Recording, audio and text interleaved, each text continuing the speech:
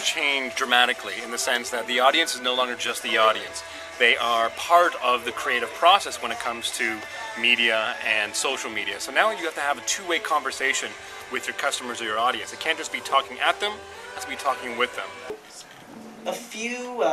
About 3 months ago, we launched our social plugins, which is really a drag and pull sets of tools that you can easily install onto any website and make it really social very quickly. So, Anjali, do you want to talk about the results that we saw upon installation of the plugins? Yeah, it was very, very interesting for us because we saw, what was the engagement, like 80% in the first week? We've been monitoring, not as much as Elmer talks about, but we monitor insights quite a bit. We monitor our audience engagement on Facebook, and we look at everything from the likes to how many people comment on what type of content and at what time of day. I can't remember the numbers off that. So worked with the Globe team to install the like buttons that many of you may have seen in various different sites. There are now about 350 sites that have installed these like buttons. Within the first week, based on the Globe's data that they actually published and shared, they saw an immediate 81% lift in referral traffic from Facebook. But more importantly, that the people coming over from Facebook to the Globe and Mail through these like plugins are actually more engaged compared to traffic coming from other referral sources. So we are inventing and coming up with new products like these plugins that we hope you would take a look at, make it really easy to install on your website so that it's no longer just a website that I can just, in a way, one-way communication. You're telling me what you want me to know, but I can actually engage with and have some social context. I can know which articles are my friends liking.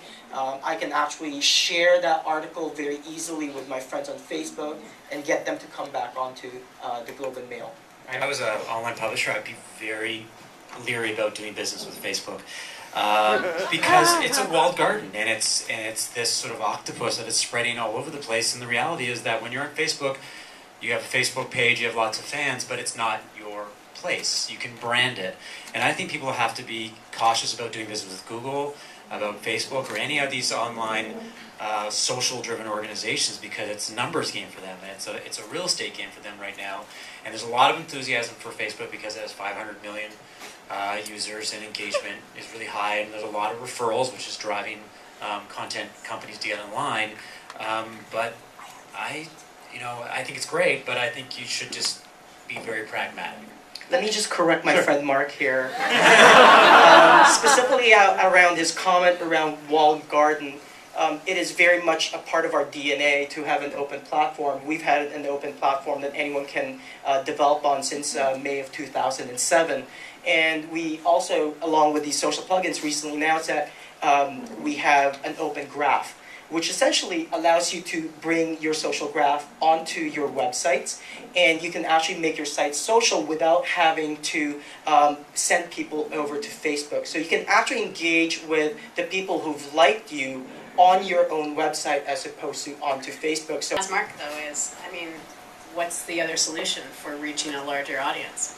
Beyond working with maybe not a Facebook, but Google, whoever we work with, Foursquare, what else do you do? Because there's no possible way you can reach the 24 million people in Canada or worldwide. And media organizations can't stay closed either. We need to figure out ways to not have to develop things ourselves in-house.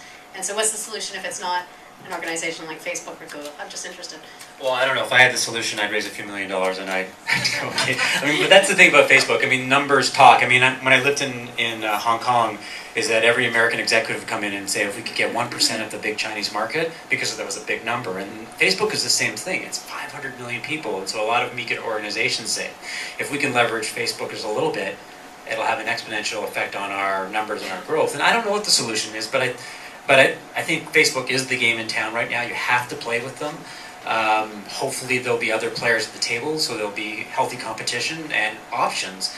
But we're obsessed with sort of some of the big default players right now. We're obsessed with Twitter, we're obsessed with Facebook, we're obsessed with Google.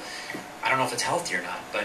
Well, I think Global News, we were fairly early adopters of Twitter and Facebook. And to defend Elmer here, I think we don't look at Facebook as a content vehicle. We look at them as a distribution vehicle. So I look at Elmer no different than I look at the pipes that Rogers provides for us to do our broadcast. Pipes. There you go. I mean that Series in a of very tubes. serious way, because whether it's Twitter, whether it's Facebook, whether it's the servers that we put our website on, they're just another vehicle for us to communicate to you.